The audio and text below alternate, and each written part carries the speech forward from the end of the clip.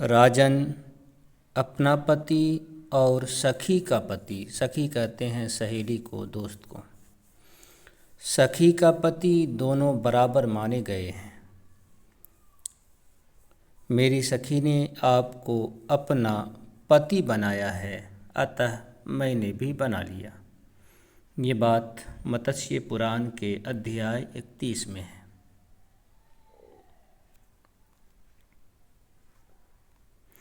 इससे पहले एक लंबी वीडियो आई थी, उसमें एक लंबी कहानी थी।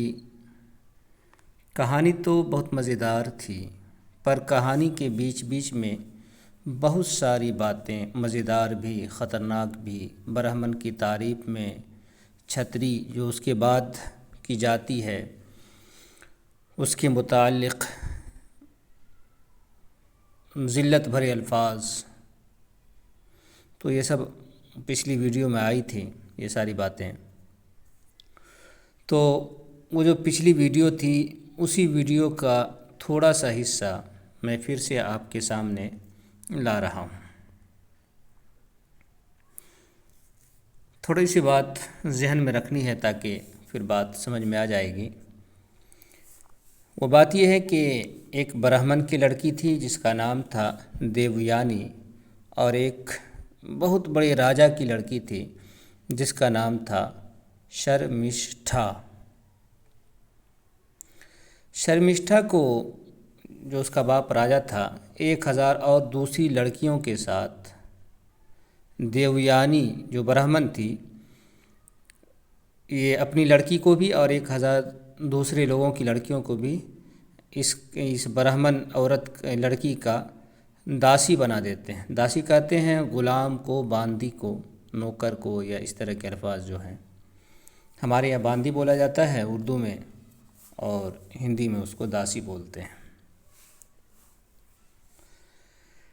तो देवयानी की शादी शराब की वजह से, शराब लग गया था किसी बड़े गुरु का, बहुत बड़े ब्राह्मण का, तो इस वजह से इसकी शादी उस वक्त के सबसे बड़े राजा ययाति से होती है।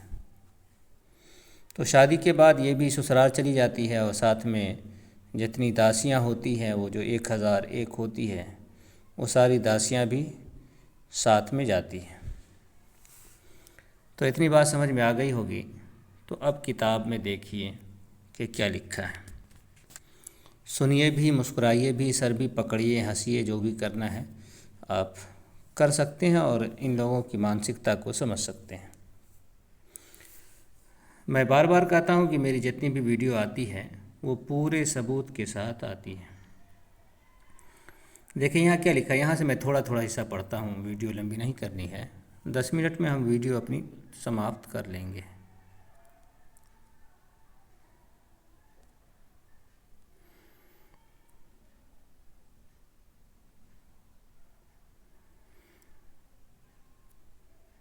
इसको हम थोड़ा सा इधर करते हैं, यहाँ से फिर बात समझ में आएगी। देखिए यहाँ क्या लिखा है। 1000 वर्ष वयातीत हो जाने पर युवावस्था को प्राप्त हुई वृषपर्वा की पुत्री कमल नयनी शर्मिष्ठा ने अपने को रजस्वला अवस्था में देखा और चिंता मगन हो मन ही मन कहने लगी, मुझे ऋतुकाल प्राप्त हो गया, किंतु अभी तक मैंने पति का वरण नहीं किया। वो कैसी परिस्थिति आ गई, ये कैसी परिस्थिति, कैसी हालत आ गई है। अब क्या करना चाहिए अथवा क्या करने से सुख होगा। देवयानी तो पुत्रवती हो गई, किंतु मुझे जो युवावस्था प्राप्त हुई है वो व्यर्थ जा रही है। जिस प्रकार उसने पति का वरण किया है, उसी तरह मैं भी उन्हीं महाराज का क्यों ना पति के रूप में वरण कर लूं। मेरे याचना करने पर राजा मुझे पुत्र रूप फल दे सकते हैं, इस बात का मुझे पूरा विश्वास है। परंतु क्या वे धर्मात्मा नरेश इस समय मुझे एकांत में दर्शन देंगे। तो यहाँ ये बात आई है कि 1000 साल में ये जवान होती है और इतनी उम्र को पहुँचती है कि पहली मर्तबा वो उसको माहवारी आ सके, फिर माहवारी के बाद जो है ऋतु काल बोलते हैं, वो जो 16 दिन, जब माहवारी ख़त्म होती है तो 16 दिन के जो अय्याम होते हैं, दिन होते हैं, उसको ऋतु काल कहते हैं। तो हिंदू धर्म के अंदर वैसे तो धार्मिक शास्त्रों में ये बात आई है कि एक औरत के माहवारी आने से पहले पहले उसकी शादी कर देनी चाहिए, नहीं तो सारे घर के लोग नरक में जाएंगे। और कहीं ये बात आई है कि सारे लोग अधर्मी हो जाएंगे, धर्म से निकल जाएंगे। मेरी हो सकती है अगली वीडियो या अगली से अगली वीडियो इस पे आएगी और मैं ये बात साबित करूँगा कि इस दौर के अंदर कोई भी हिंदू सनातनी मौजूद नहीं है। सारे के सारे पतित हो चुके हैं, धर्म से निकल चुके हैं। तो बात मैं साबित करूँगा और इनमें से किसी की भी हिम्मत नहीं होगी कि वो इसका इनकार कर सकें। तो ये ज़रूरी है। फिर आगे देखते हैं। यहाँ ये बात आई है कि वो शर्मिष्ठा जो थी वो ये सोच ही रही थी मन ही मन, तो राजा ययाति पहुँच जाते हैं और फिर उसके और राजा ययाति के दरमियान बातचीत होती है जो यहाँ लिखी हुई है। यहाँ फिर वो आखिर में कहती है कि आपको प्रसन्न करके ये प्रार्थना करती हूँ कि मुझे ऋतुदान दीजिए। ऋतुदान का मतलब यह है कि मेरे साथ संभोग कीजिए इन 16 दिनों के अंदर, मेरे ऋतुकाल को सफल बनाइए। तो यहाँ ये बात आपको मिलेगी, यहाँ भी मिल जाएगी और भी दूसरी जगहों के अंदर, कि ये चीज़ ज़रूरी होती है उनके यहाँ। और आगे हम चलते हैं। खैर इस बहस से हमको कोई मतलब भी नहीं है। यहाँ देखिए क्या लिखा है, इसको देखना है। शर्मिष्ठा ने कहा कि राजन, अपना पति और सखी का पति दोनों बराबर माने गए हैं। तो यहाँ ये बात आई है कि शास्त्रों के अंदर, हिंदू धर्म ग्रंथों के अंदर ये बात कि अपना शौहर हो या सखी का शौहर हो, दोनों से आप अपना काम निकाल सकते हैं। यहाँ जो ये बात आई है कि माने गए हैं, तो इस तरह की ही बातें जो हैं जब किसी धर्मशास्त्र के अंदर आती है इस तरह की बात, तो इससे इशारा होता है कि ये बात किसी धर्म गुरु ने कही है और ये बात, यही बात चलती हुई आ रही है। आप इस तरह के जुमले जो हैं बहुत सारी धर्म ग्रंथों में आप देख सकते हैं।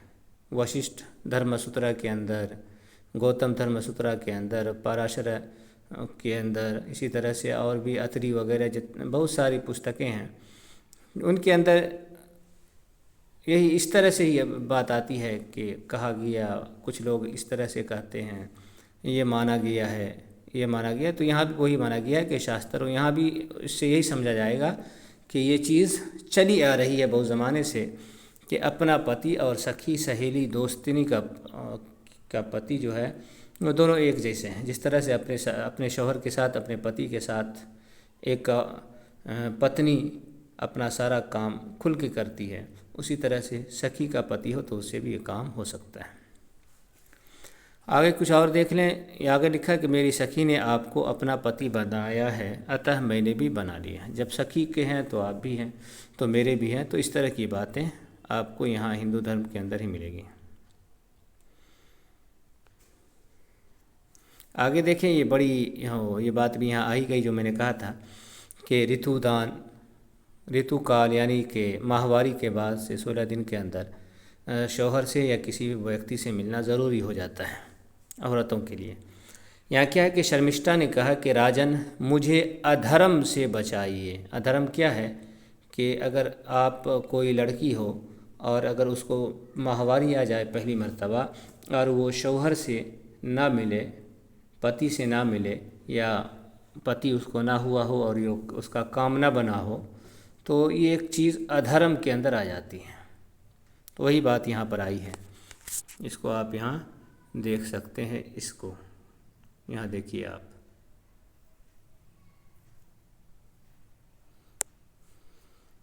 यहाँ क्या बात आई है कि राजन, मुझे, अरे कहाँ चला गया, देखिए, राजन मुझे अधर्म से बचाइए और धर्म का पालन कराइए। धर्म का पालन क्या है कि मेरे साथ संभोग कीजिए। मैं चाहती हूँ आपसे संतानवती होकर इस लोक में उत्तम धर्म का आचरण करूँ। महाराज, अब देखिए ये कितनी घटिया बातें आगे आई हैं। महाराज, 3 व्यक्ति धन के अधिकारी नहीं होते, पत्नी, दास और पुत्र।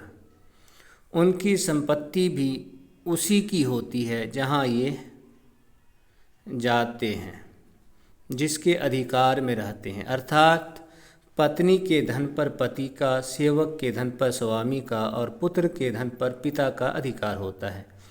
मैं देवयानी की सेविका हूँ, खादिमा हूँ, खिदमत करने वाली हूँ, नौकरानी हूँ, और देवयानी आपके अधीन है, यानी आपकी शादी के अंदर है। अतः राजन, वो और मैं दोनों ही आपके सेवन अपनाने योग्य हैं, इसलिए आप मुझे भी अंगीकार कीजिए, स्वीकार कीजिए। तो हाँ, यहाँ ये बात बताई गई है कि जिस तरह से अगर कोई नौकर है जिसको मनु ने शूद्र कहा है, गुलाम कहा है, दास कहा है, कि ये लोग खुद जो है दौलत रखने के अधिकार नहीं, उधर भी ये बात उस तरफ भी इशारा कर गया है। तो इसमें बहुत तरह की बातें आ गई हैं सामने। यहाँ ये बात भी समझ में आती है कि जो लोग, क्योंकि दास जो है आमतौर पर शूद्र को कहा जाता है, तो यहाँ ये बात भी आई है कि जो दास है, जो गुलाम है, जो शूद्र है, वो दौलत रखने का अधिकार नहीं है। इसी तरह से औरतों को भी दौलत रखने का अधिकार नहीं है।